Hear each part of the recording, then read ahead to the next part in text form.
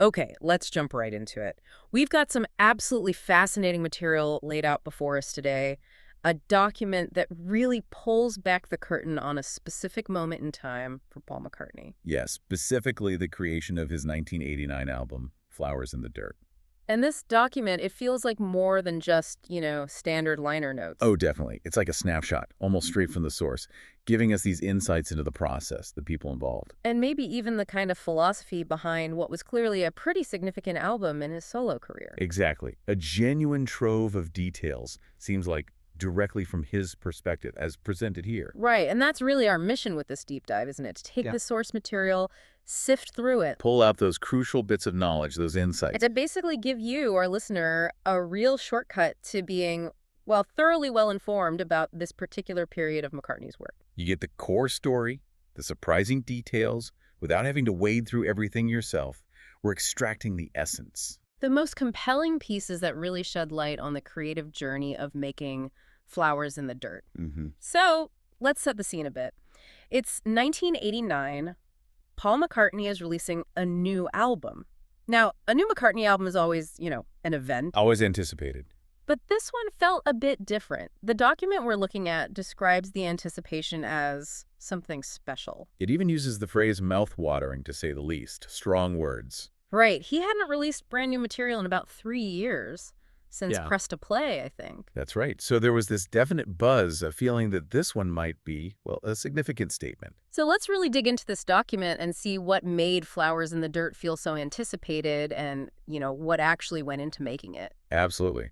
So the album title, Flowers in the Dirt, released in 1989. Marking his return with fresh songs after that gap. And the source says it features 12 brand new McCartney originals. 12 new tracks. And the recording location is interesting, too. Paul's home studio, right? Described quite nicely here as nestling in the heart of the English countryside. Yeah, that paints a picture, doesn't it? A potentially more personal, maybe less pressured environment than a big city studio. You'd think so. A deliberate choice, probably, to get into a certain creative headspace. Makes sense. And the document also notes, as was becoming common then, the CD version had an extra track. Ah, yes, the bonus track era. Est Le Soleil. A little something extra for the digital adopters. And the title itself, Flowers in the Dirt. It's quite evocative. The source tells us where it comes from, a lyric in the song, That Day Is Done.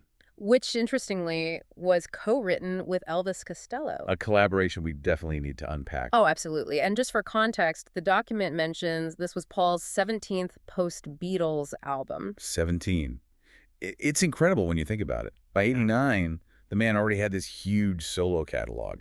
Which makes that sense of anticipation, that's something special, feeling even more striking, doesn't it? It really does. After 16 solo albums, this one still felt like it could be different. Suggests a feeling, maybe from Paul himself, or just observers, that he was stepping into a fresh phase. And that leads us nicely into what the document reveals about the spirit behind starting the album. It places Paul in the summer of 1987, trying to get songs together for what would become Flowers in the Dirt.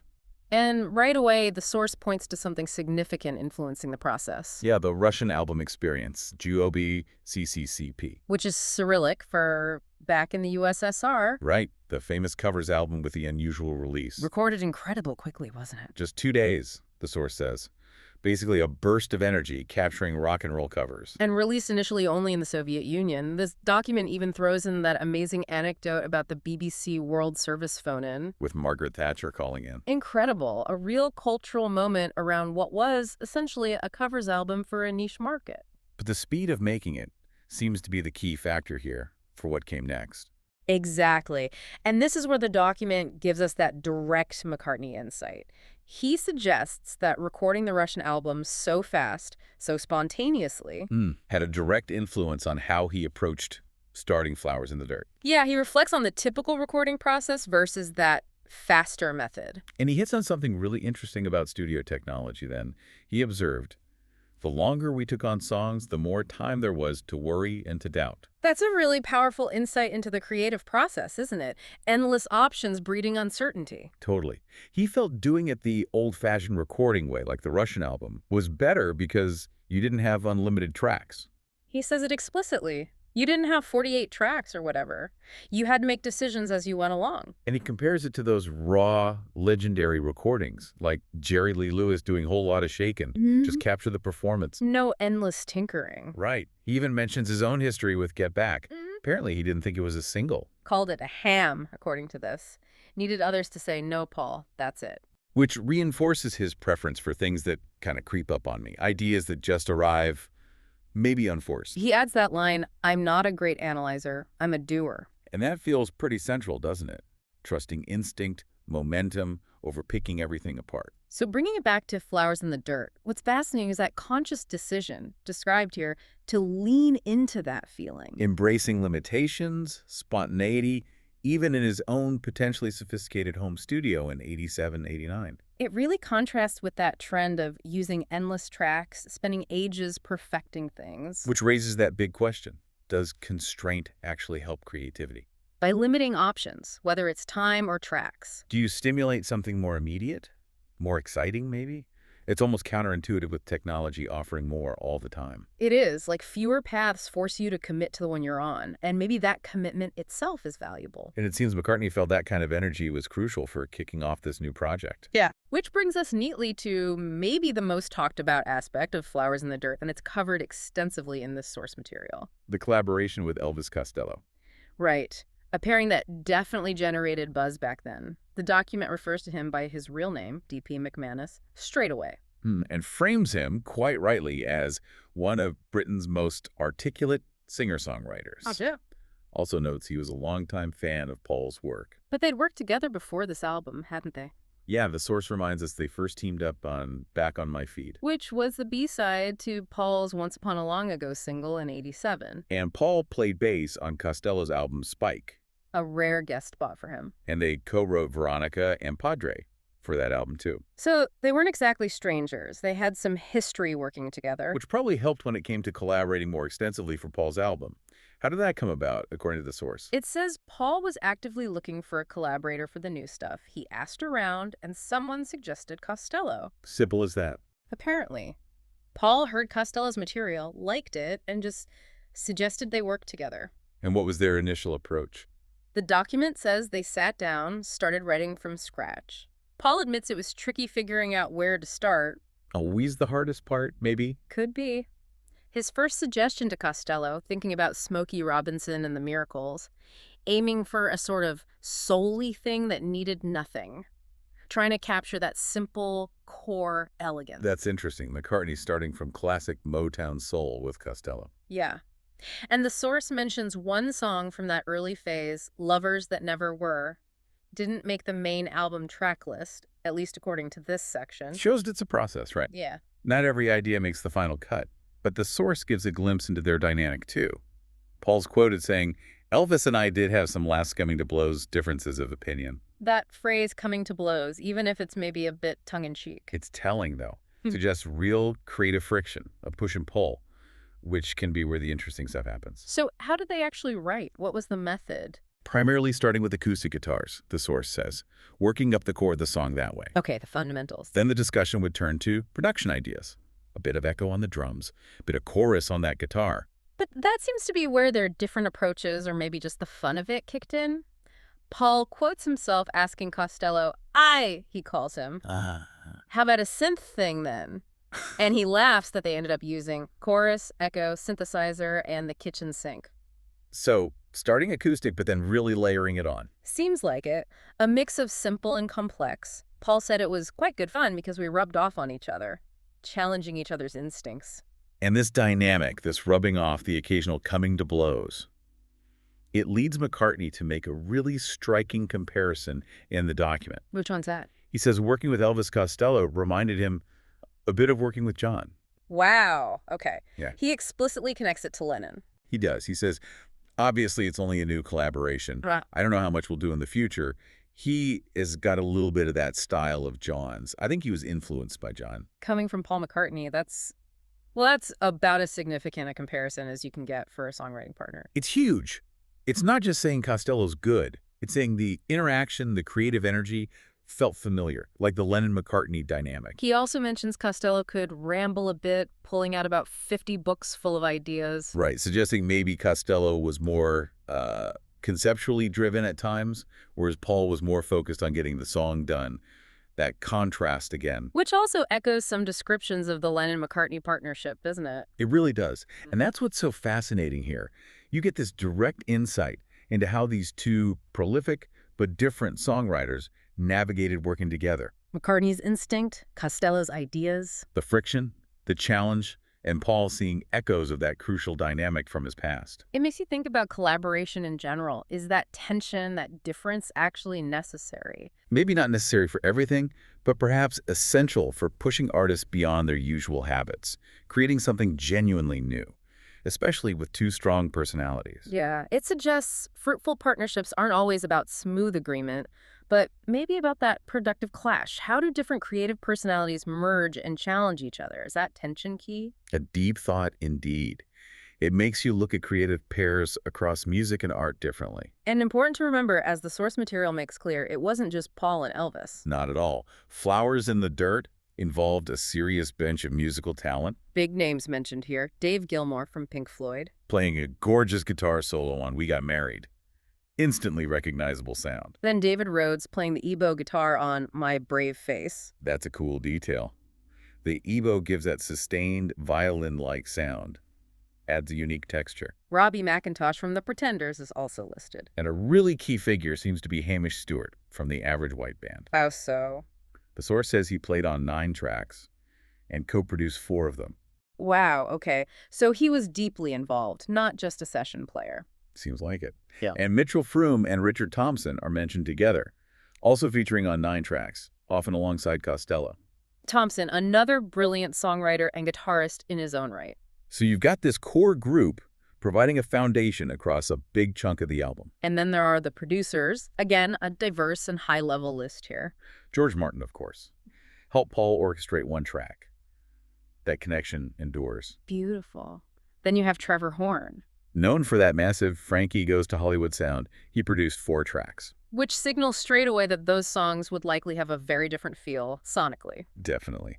And a major player behind the desk was Neil Dorsman. Produced 9 tracks. The source really highlights his pedigree, co-producing Springsteen's The River. And engineering and co-producing Dire Straits' Brothers in Arms. Huge records. UK's most successful album at the time, it says. +2 Producer of the Year Grammys for Dorfman. Yeah, so bringing in someone with that track record for crafting massive, acclaimed, successful sounds, his involvement on 9 tracks is significant. He must have shaped the overall sound quite a bit. And finally, Chris Hughes produced 1 track, known for Tears for Fears, Wang Chung. So another distinct 80s sensibility brought in. Looking at that whole list, Costello, Gilmour, Rhodes, Stewart, Froom, Thompson, Martin, Horn, Dorfman, Hughes. It really paints a picture, doesn't it? McCartney deliberately assembling this team to create something sonically varied and contemporary for the late 80s. It wasn't just about the songs, it was about the sound, the presentation, drawing on a wide range of talents. Exactly. Not afraid to bring in outside expertise to shape the final product. Okay, let's really get into the source document now and unpack what it tells us about some of the individual songs. These notes offer some great little glimpses. Yeah, pulling directly from McCartney's reflections here. Let's start with the opener and first single, My Brave Face. Source confirms, first song off the album, co-written with Costello.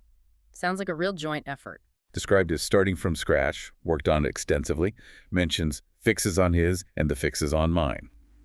That back and forth again. And the theme is love, but his explanation is a bit cryptic, telling her you're getting something else. I loved her. Yeah, it implies maybe putting on a brave face, like the title says, while dealing with deeper feelings privately. A classic songwriting theme. Next, That Day Is Done, the one that gave the album its title.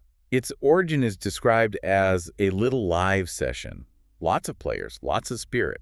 So a different starting point from the acoustic guitar sessions. But they didn't just leave it raw. They later remade them, put certain elements and arrangements in. So initial spark, then crafting.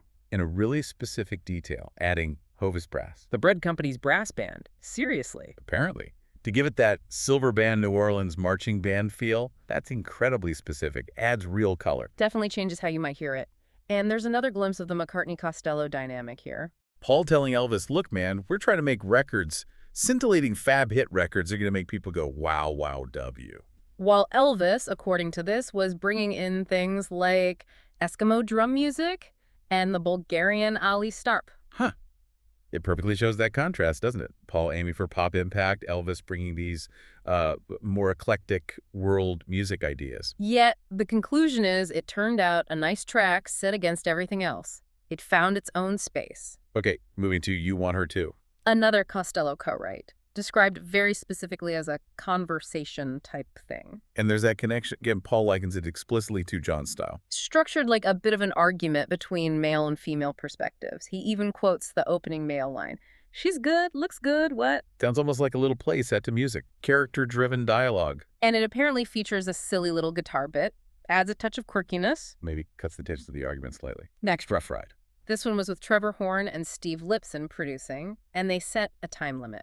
Yeah, deliberately limited to 2 days. There's that constraint theme popping up again. The goal was just to capture a good idea, avoid overcomplicating it. And Paul's own take on it is quite funny. He calls it a crazy little thing you won't like. But I love it. Exactly. Suggests maybe it's one for his own taste, a bit more eccentric, not necessarily aimed at the charts. Basic structure is blues, 12-bar.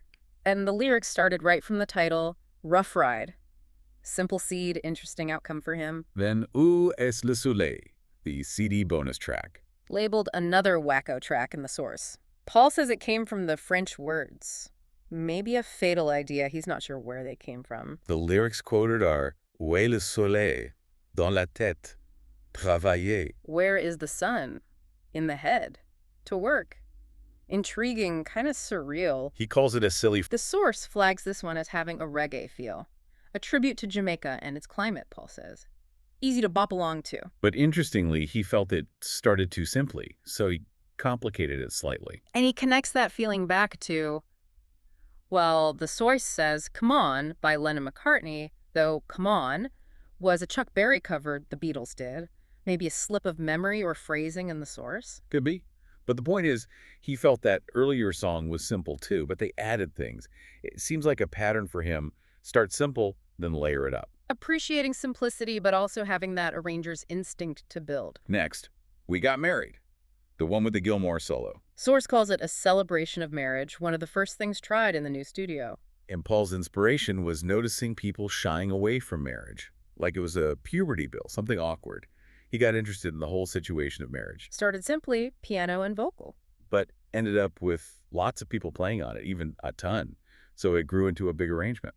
And he connects it back personally, talking about his parents, John and Cynthia, meeting at art school, finding love, everything becoming beautiful, a phenomenon. Wow, that adds a deep layer. Sure. Grounding the celebration in his own family history gives it real weight. Okay, Motor of Love, described here as a big ballad. And Paul reveals it wasn't brand new. He'd worked on it the year before, wasn't happy, put it back. But revisited it for this album, decided to give it to someone independently as a contender. Co-written with Chris Hughes and Ross Cullum. He mentions they could have spurred up the music, made it faster maybe, but consciously kept it slow ballad. And he offers that interesting insight into the lyrics using Heavenly Father. Yeah, connecting it to his use of Mother Mary and Let It Be. He realized the imagery had those powerful guiding figure connotations, liked it as a bit of God thought. An insight into his metaphorical or spiritual thinking in lyrics. Then this one. Simple description here. Basically a love song, Did I Ever Say I Love You? And the source quotes those key lines, that direct, almost conversational approach. I was waiting for a better moment, and one hasn't come along, so here you go, I love you. Leading to the hook. There never could be a better moment than this one. But the source also gives the specific visual inspiration for some lyrics. Right, the swan gliding above the ocean, God riding on its back, calm the water and bring the rainbow. Striking imagery. And it came directly from seeing a Hare Krishna poster with a blue God figure, pink lilies. He found it a peaceful, idyllic image, and that feeling led straight to the core lyric. Amazing how those external visuals can spark something so personal. A great example. Next is Put It There. Very personal dedication here, the source says, for his dad. And the origin is just wonderful. His dad saying, put it there when shaking hands. That simple gesture, that phrase. The song's built around it. Connection, sayings passed down, family. Paul notes it's one of his favorites from the album. You can see why it's got that heart. Ah. Okay, finally, among these specific song notes, distractions. Another one where the idea had been around for years. Originated from hearing a track by Prince's band, The Family. From Paisley Park, he calls their record quite a good record. Clearly made an impression. For his song, the focus was a simple arrangement. Linda worked on it very quietly, maybe adding subtle touches. But the standout element highlighted is Claire Fisher's string arrangements. Paul was clearly blown away, calls them amazing. He had this funny initial thought that Fisher must be some sort of L.A. girl building up this image. But then found out Fisher was actually an L.A. guy about 50 years old and just brilliant. And the description of recording the strings is quirky. Done in just 40 minutes, in a specific time slot, like Doris Day movies, a strange little area. Sounds very scheduled, maybe old school. And that little anecdote about the bass player. Yeah, Paul noticing he wasn't playing initially. Excuse me, could you play it? And the player going, oh dear, he's right. Describes him as a New York-type guy moved to Hollywood who takes his fingers and he gives you little money makers. Subtle but vital parts. It really humanizes the session, those little interactions. So, stepping back from the individual songs, the source document wraps up by calling Flowers in the Dirt, potentially, the most diverse and exuberant album of his career. And looking back at everything we've just discussed from this document, Yeah. you can really see why they'd say that. The description feels earned. Absolutely. The diversity is just everywhere. You've got the major collaborations, Costello obviously, but also Hughes and Cullum on specific tracks. The range of producers is huge. Horn, Dorfman, Hughes, Martin, each bringing a different flavor. The guest musicians, Gilmore, Rhodes, plus the core band across many tracks. Stewart, Froome, Thompson, high-caliber players. And the musical styles explored, as the source lays out: pop, rock, soul touches, dance, ballads, reggae, those conversational character songs. Lyrically, too. Love, marriage, family tributes, visual art inspiration, simple sayings, abstract ideas. It's all in there. The source also touches on the tech side. Mitchell Froome's comment is really revealing. Yeah, about the trials of modern recording technology and being able to totally re-record the track, leaving only the stunning lead vocal and Elvis and Hamish's harmonies from the original. That's key, isn't it? It shows that even if songs started spontaneously, they often underwent significant digital work, layering, post-production, using late 80s tech. The initial spark was captured, yes, but then often meticulously refined and built upon. It really highlights that tension we've kept seeing in the document. The desire for spontaneity, that Russian album influence. Alongside the embrace of polished modern production. It's not one or the other, it's both, capturing the feel, crafting the sound. So, pulling all this together, what does this deep dive into these source materials really mean for you, the listener, whether you've known this album for years or are just discovering it? Well, it gives you that crucial behind-the-scenes story, doesn't it? It reveals the conscious choices, the challenging collaborations, the sometimes instinctive, sometimes heavily crafted process behind it all. It shows an artist like McCartney, even with his incredible history, actively seeking fresh energy, new partners, new ways to push forward in the late 80s, not just coasting. Definitely exploring. Okay. And you appreciate how songs can come from such different places. A dad's phrase, a poster, a beat, a structured argument with a co-writer. Knowing the origins adds real context. Think about that next time you listen. Does That Day Is Done sound different knowing about the Hovis Brass and the New Orleans feel? Do you listen for the argument in You Want Her Too? Or picture the Hare Krishna poster during this one? Knowing these details from the source, it just adds another layer of connection, I think. Transforms listening from just hearing it to appreciating the journey behind it. Well, thank you for joining us for this deep dive into the sources behind Paul McCartney's Flowers in the Dirt. We've covered quite a bit the context, that fascinating Costello collaboration, the impressive roster of talent involved, and the stories behind many key tracks, all drawn from this source material. The sources really paint this picture of an artist blending instinct and craft, spontaneity and meticulous production, drawing on personal history but embracing outside challenges. And it leaves us with a really interesting final thought, doesn't it? The album feels diverse and exuberant, as the source says, maybe because of that tension. The tension between instinct and craft, Yeah. personal and collaborative. Exactly. Could navigating those creative tensions be the key to staying vibrant, staying relevant, producing something fresh decades into a career? Hmm. Something to definitely think about the next time you listen to this album, or really any work that seems to effortlessly bridge different styles and feelings.